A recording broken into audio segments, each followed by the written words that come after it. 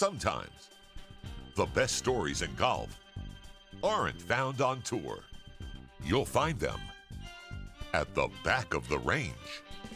And here's your host, Ben Adelberg. And welcome to the Back of the Range Golf Podcast. I am your host, Ben Adelberg. This is episode 141. Hope that you all had a great week and are getting ready for the weekend, but as promised, I wanted to bring you another episode this week. My guest on this episode is Alex Fitzpatrick from Sheffield, England. Alex had a solid showing at the 2019 Walker Cup where he went 2-2. He had an impressive singles victory against Cole Hammer and also teamed up with Conor Purcell in the opening match on Saturday to defeat U.S. Amateur champion Andy Ogletree and my last guest, U.S. Amateur runner-up John Augenstein. This episode was recorded before the coronavirus pandemic hit the United States and eventually canceled Alex's sophomore season at Wake Forest. In fact, we were speaking about Wake Forest making another run towards the national championship. During Alex's freshman year, he won his match against Stanford's Henry Shimp in the quarterfinals. Now, if the name Fitzpatrick sounds familiar, yes, he is the younger brother of Ryder Cupper, European Tour winner, and former U.S. Amateur champion Matthew Fitzpatrick. And just like Chase Koepka, Alex does find himself answering a lot of questions about his older brother. Now, did I kick off the interview that way? No. Did I have a little fun with Alex on this topic towards the end of the episode? Yes. It's hard not to root for Alex. I think you're going to see a lot of him on the amateur and collegiate scene in the next couple of years. And while multiple Walker Cup appearances are rare in the world of amateur golf these days, I don't think it'll be a surprise if you see Alex Fitzpatrick representing the GB&I squad in 2021 at Seminole. Let's get the episode started. Alex, welcome to the Back of the Range. How are you? I'm very good, thank you. No, thank you for having me. Absolutely. Well, you know, I'm reaching you here. It's a lazy Friday afternoon for us working stiffs, but you're a college student at Wake Forest, and man, college just reaches up and grabs you in the ass sometimes. And yet, I hear you had to go to classes and take a couple tests today. I'm like, what's that on a Friday? Why would they do that to you? It's the this is our last week of sort of midterms. So we gotta complete all of them before we travel to Myrtle Beach this weekend. So sadly, I had 2 this morning. Not sure how they went. We'll have to see when the grades come up. But yeah, that's just your sort of typical college experience, I guess. Yeah, you got to balance. You got to balance the schoolwork. You got to balance the athletics, and yeah. And we're gonna get into a little bit more about Wake Forest. But I have incredibly intelligent listeners, and they're going to say that is not a North Carolina accent that kid has. So just to educate the listeners a little bit, walk me through, where you started, where you got into the game, and kind of a little bit about your junior golf experience, so to speak, about, what at least sets you up to be able to play collegiately at Wake Forest. Where can I start? So, yeah, for over in England, you sort of, when you're young, you don't really, I guess you never really think about the experiences that would come ahead of traveling over here to the States. Sure.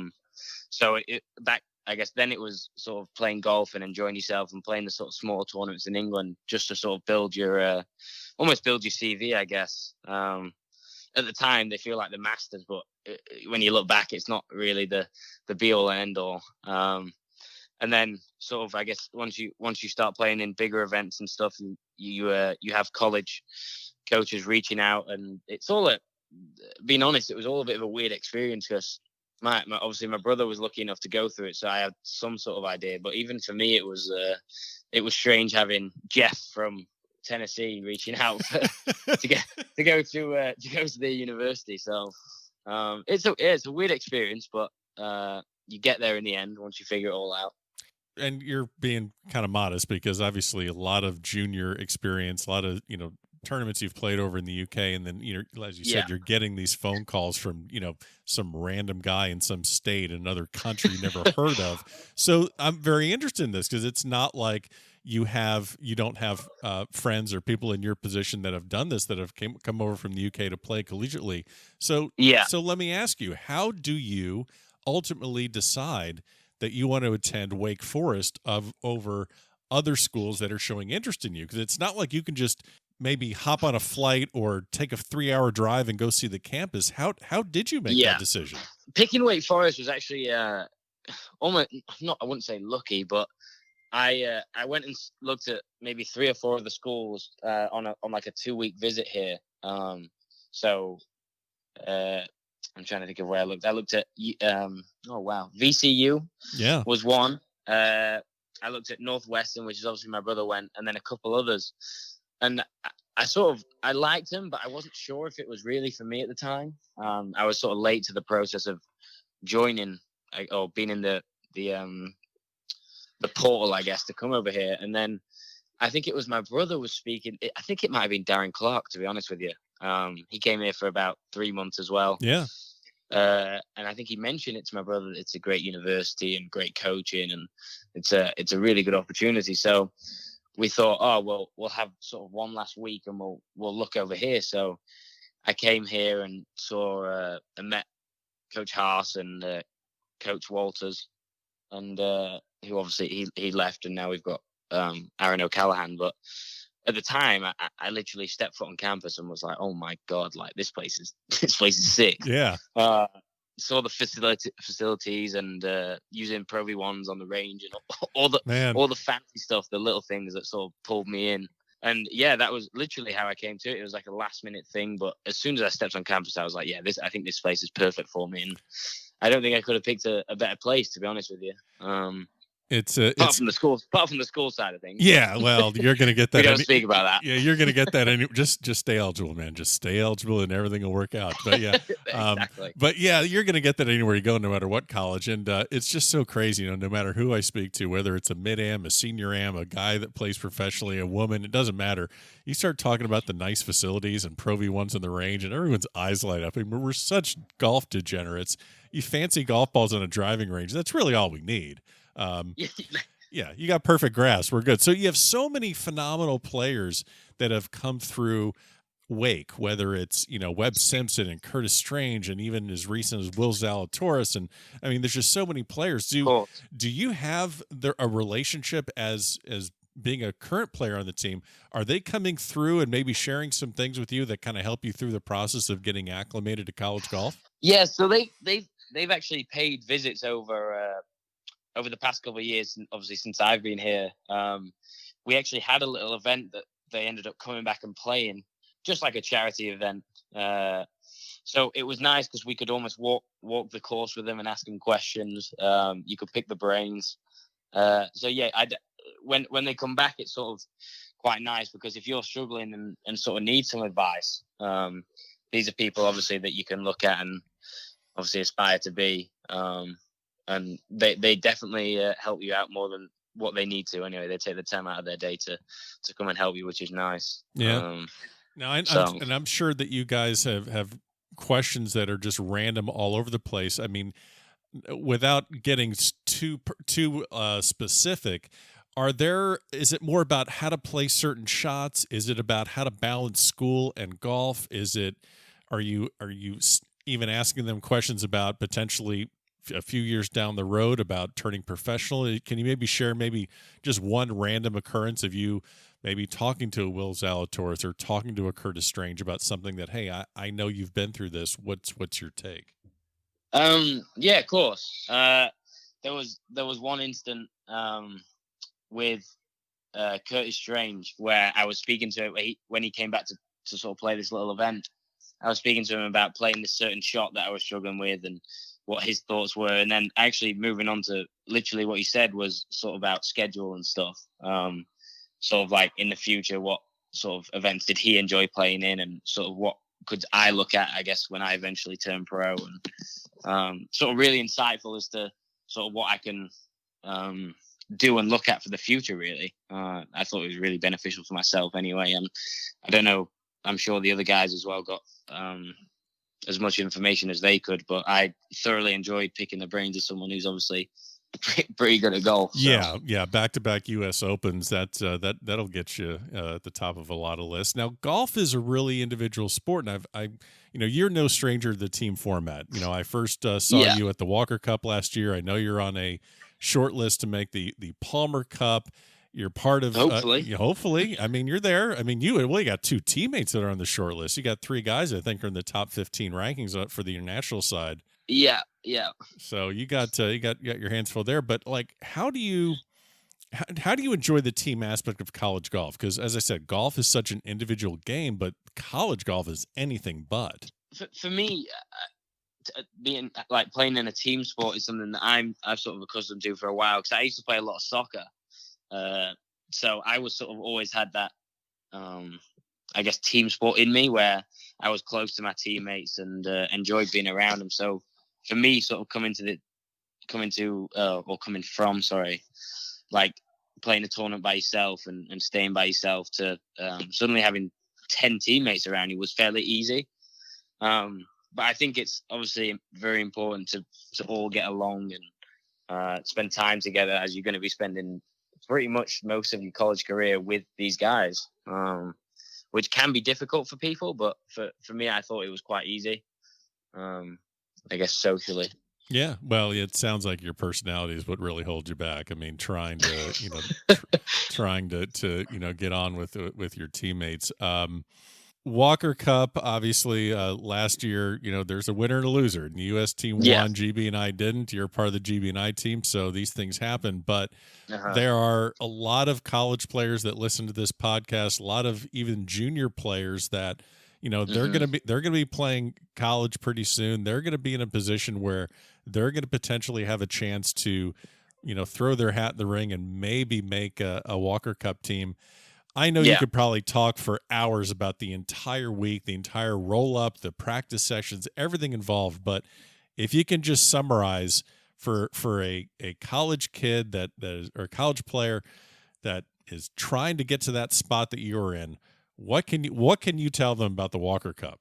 Wow. There you go.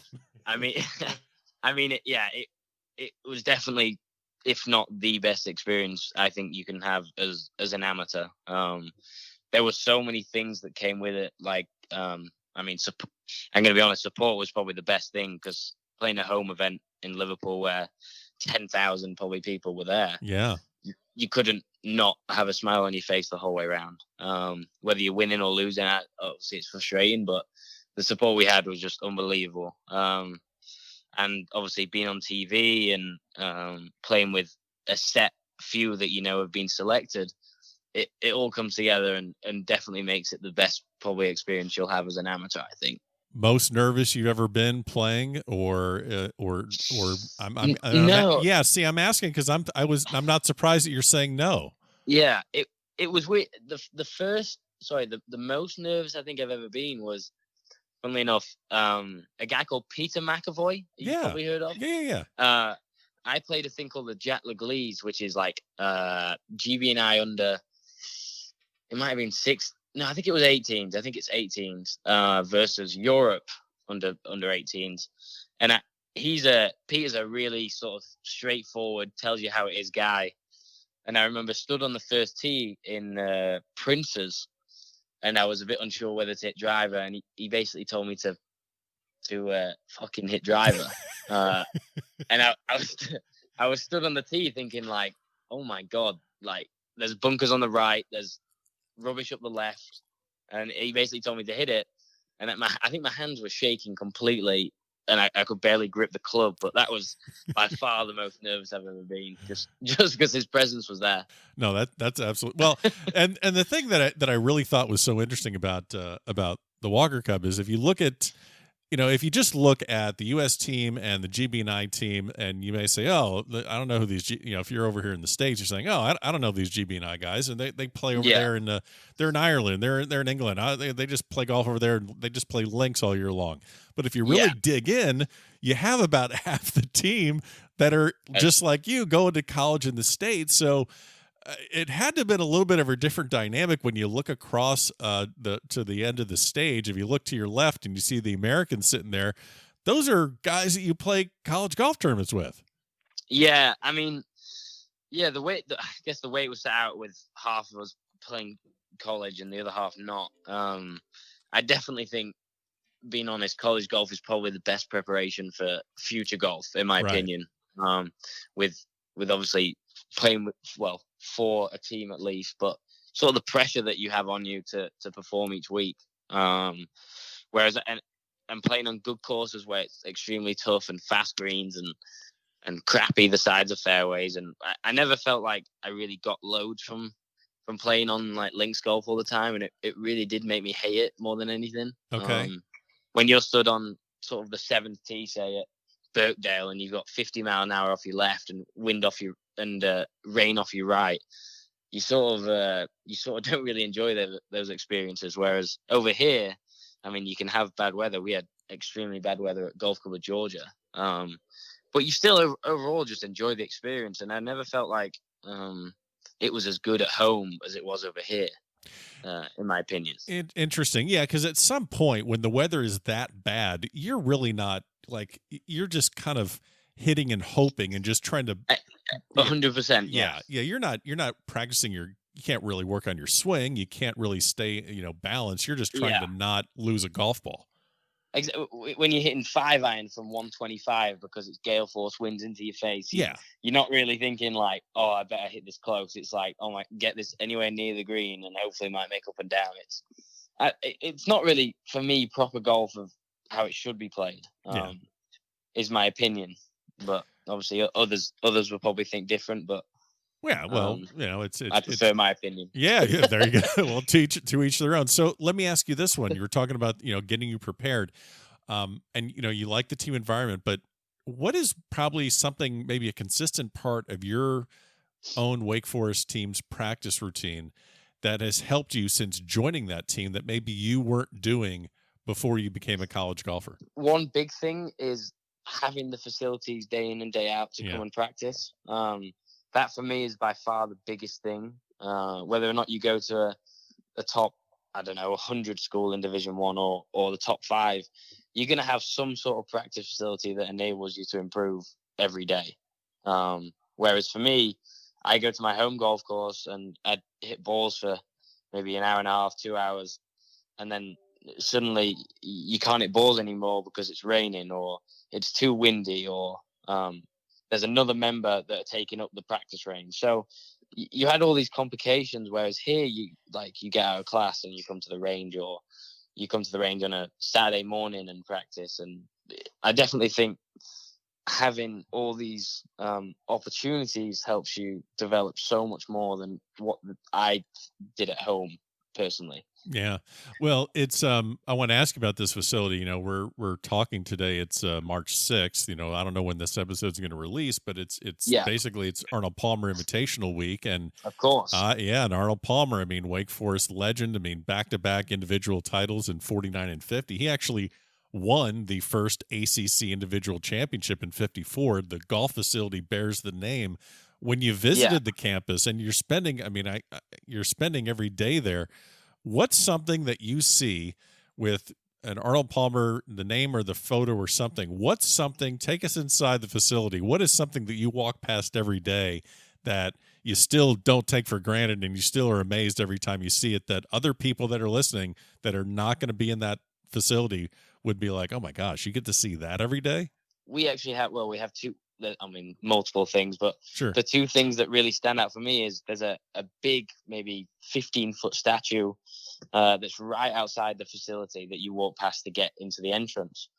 And that's surrounded by flowers and lots of other things that you can't miss. But each day you walk past and you look at it and you're like, wow, sort of the people that have come here, obviously it's just unbelievable. But then as you walk into the entrance, there's the NCAA trophies that we have. But then you've got Arnold's bag and his shoes and clubs, all there in like a glass case. So I catch people sort of looking, random people come into the center just to look at the bag and the trophies and all that sort of stuff. And then sometimes catch some of the lads having a look. But it's truly amazing that we have this. I guess Arnold and Curtis and every other sort of great golfer that's come here, we're lucky to have their legacy. Yeah, of course.